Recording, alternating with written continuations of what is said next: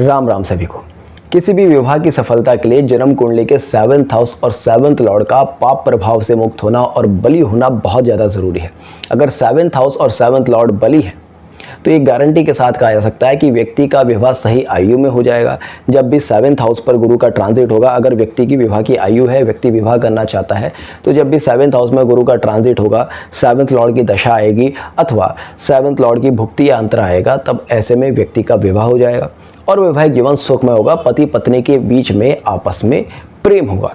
वहीं अगर 7th house या 7th लॉर्ड पाप प्रभाव में है, 7th हाउस में कोई पापी ग्रह बैठ गया, 7th लॉर्ड का कोई शत्रु ग्रह बैठ गया, 7th हाउस में राहु केतु बैठ जाए, या फिर 7th हाउस पर पापी ग्रहों की, क्रूर ग्रहों की दृष्टि हो, या 7th लॉर्ड डेबिलिटेड हो जाए, या फिर 7th हाउस में कोई डेबिलिटेड प्लैनेट बैठ जाए, तब ऐसे में कहा जा सकता है कि व्यक्ति के वैवाहिक जीवन में समस्याएं आएंगी।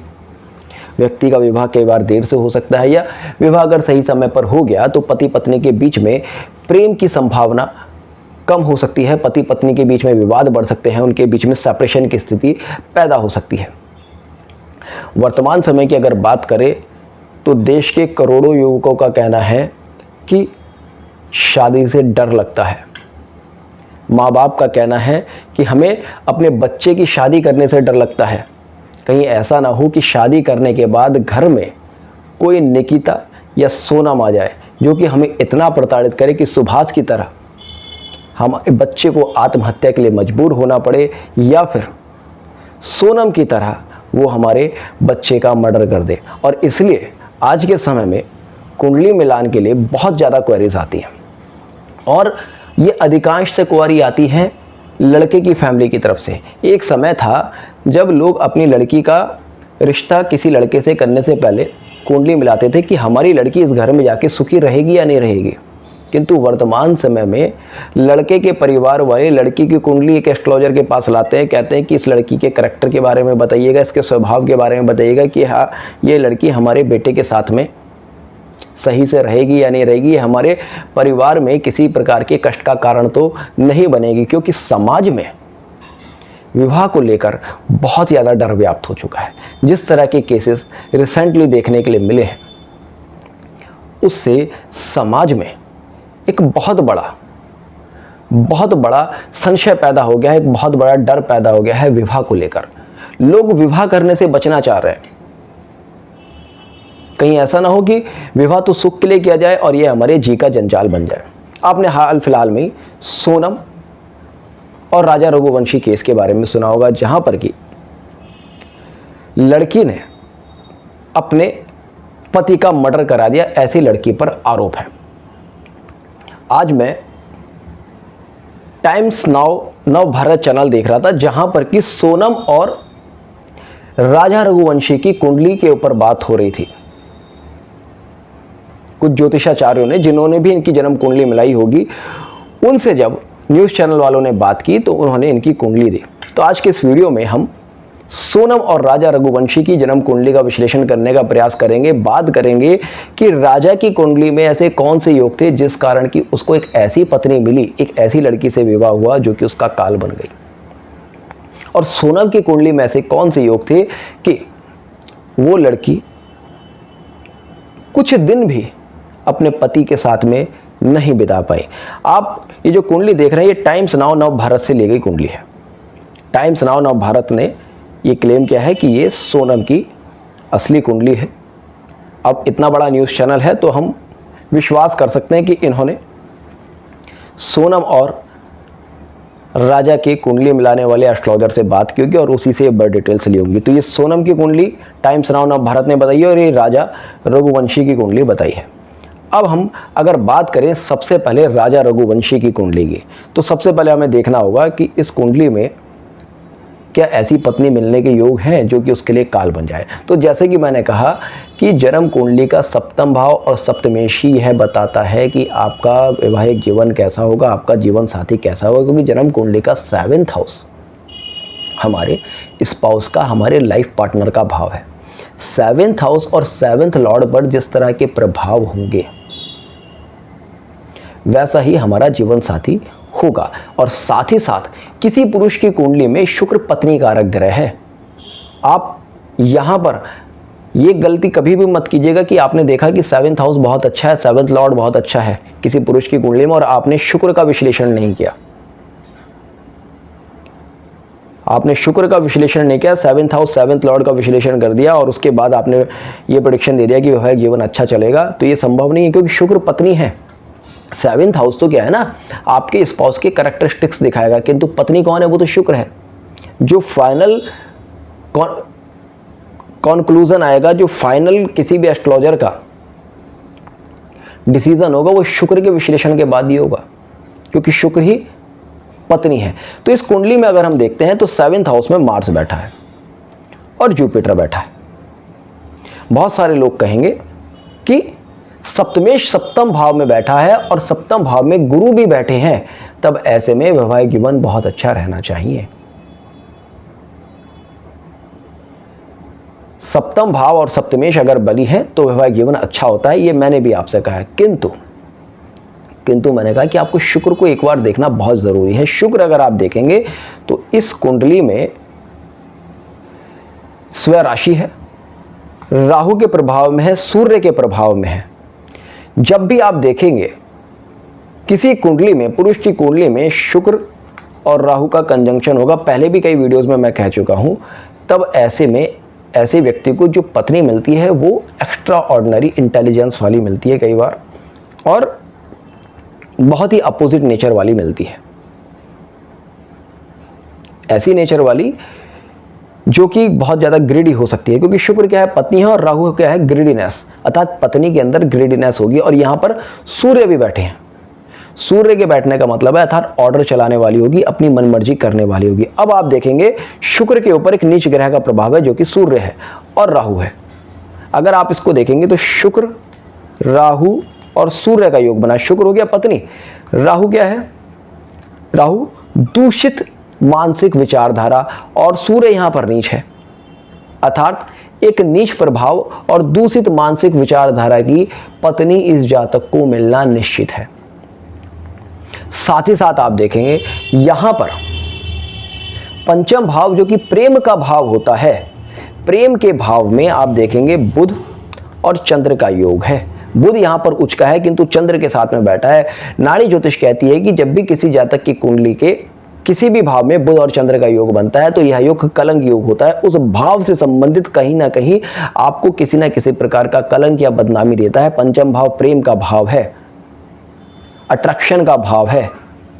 तब ऐसे में यह इंडिकेशन आता है कि प्रेम में किसी प्रकार का धोखा, प्रेम में किसी प्रकार की बदनामी, प्रेम में किसी प्रकार का कलंक मिलने का योग है, क्योंकि यह योग ही धोखेबाजी का है, कलंक का है। अब जब इस योग के, नाड़ी ज्योतिष का सिद्धांत बता रहा हूं मैं, जब इस योग के पंचम भाव में, नवम भाव में अथवा द्वितीय भाव में राहु का प्रभाव आ जाए, तब यह योग अपने आप में बहुत ही नकारात्मक प्रभाव देने लगता है। पंचम भाव में कलंक योग बना, बदनामी का योग बना, धोखे का योग बना, और उसके जस्ट सेकंड हाउस में राहु बैठ गया और एक नीच ग्रह सूर्य बैठ गया, तो यह दिखाता है कि इस जातक को प्रेम में धोखा मिलने की संभावना है, और कोई स्त्री इस व्यक्ति के जीवन में ऐसी आएगी जो कि इसको धोखा देगी, नुकसान देगी। इसके साथ साथ एक और स्थिति अगर हम देखें, बहुत सारे लोग ये भी पूछेंगे कि इस कुंडली में मर्डर के क्या योग है, तो देखिएगा इस कुंडली में ना शनि में पर्याप्त बल नहीं है।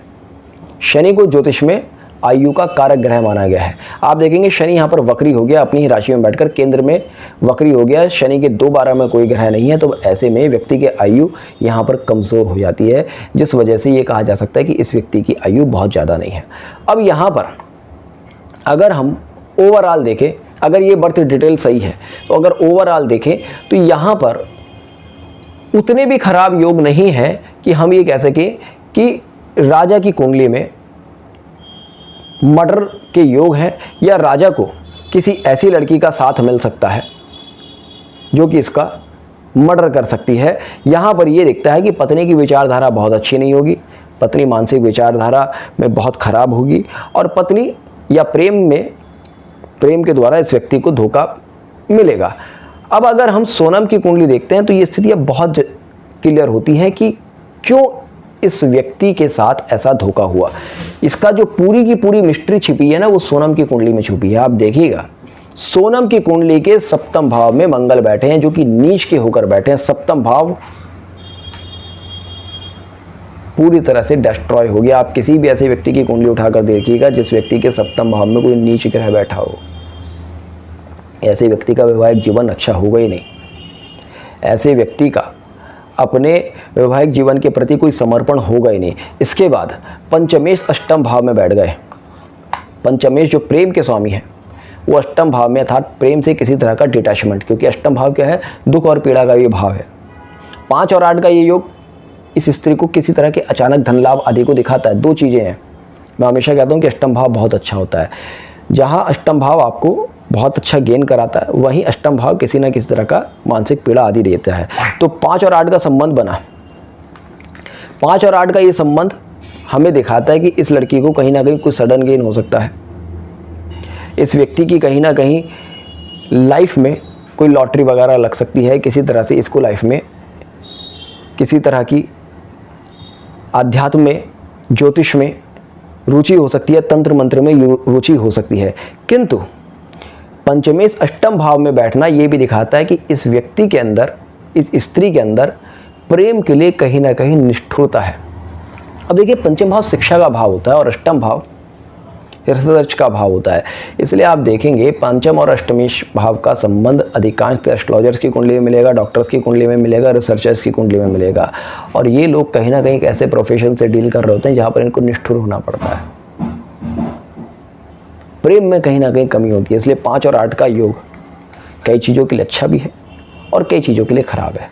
इसको ये कह सकते हैं कि व्यक्ति कोल्ड हार्ट होता है, निर्दयी स्वभाव का होता है। तो पंचमेश अष्टम भाव में बैठा इसने इस व्यक्ति को, इस स्त्री को निर्दयी बनाया और मंगल नीच का होकर बैठा। और मंगल की स्थिति देखेंगे, जो पति की स्थिति है, प्रेम ना होने का कारण एक ये भी है कि मंगल की जो स्थिति है, मंगल को अगर आप देखेंगे तो मंगल के एक तरफ राहु बैठा है, एक तरफ बुध बैठा है। मंगल यहाँ पर शत्रु कर्तरी योग में बैठा है और सप्तम भाव पूरी तरह से पाप कर्तरी में है। सप्तम भाव के एक तरफ राहु बैठा है और एक तरफ सूर्य बैठा है, दोनों क्रूर ग्रह हैं। तो सप्तम भाव पूरी तरह से यहाँ पर डिस्ट्रॉय हो गया पाप कर्तरी योग की वजह से, शत्रु कर्तरी की योग की वजह से।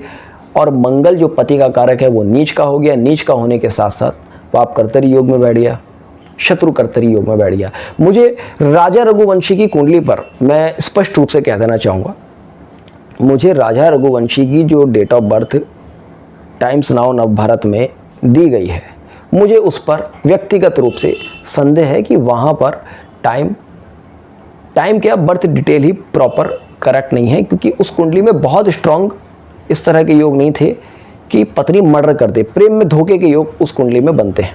किंतु सोनम की जो कुंडली और बर्थ डिटेल यहाँ दी गई है वो पूरी तरह से यहाँ पर मैं एक्यूरेट है, ये गारंटी के साथ कह सकता हूँ, क्योंकि सप्तम भाव सप्तमेश और मंगल की जो स्थिति है वो ये दिखाती है कि इस लड़की को अपने पति से कोई प्रेम नहीं है। पंचम भाव के स्वामी का अष्टम भाव में जाना और मंगल का पीड़ित होना ये दिखाता है कि ये लड़की कोल्ड हार्ट है। लगन पर मंगल की दृष्टि होना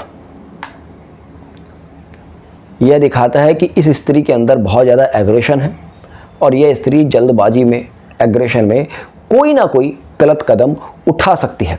अब एक ज्योतिष में मिथ है कि मंगलिक व्यक्ति की कुंडली मिलाते समय ऐसे व्यक्ति से उसकी शादी करना चाहिए जो दूसरा पार्टनर भी मांगलिक हो।